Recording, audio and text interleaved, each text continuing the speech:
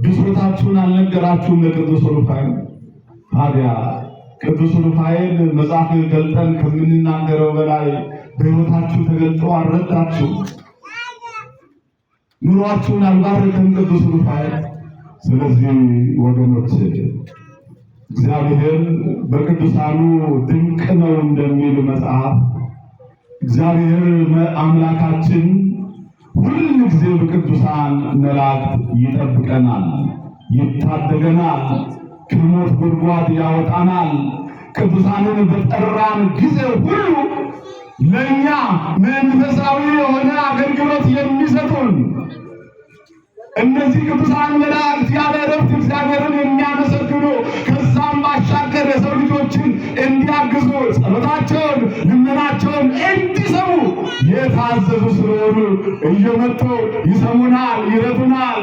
ዳንኤልን ሰምተውታል። ዳንኤል እኮ በአንበሶች ጉድጓድ በተጣለ ሰዓት ቅዱሳን መላእክት ነው ከሞት የታደጉት። ሰለስቱ ደቂቅን እኮ ከሞት የታደጉት ቅዱሳን መላእክት ናቸው። ከመላእክት አንዱ ቅዱስ ገብርኤል ነው፣ ቅዱስ ሚካኤል ነው፣ ቅዱስ ሩፋኤል ነው። ዛሬ እኛንም ይታደጉናል። ቅዱስ ሩፋኤል አማላጅነቱ አይለየን። ቅዱስ ሩፋኤል ጸሎታችንን ይስማን።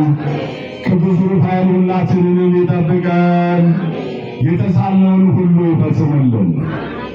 ማን መከረን? ማን አስተማረን? እስቲ እግዚአብሔርን አመስግኑ። ያንሳል ምስጋና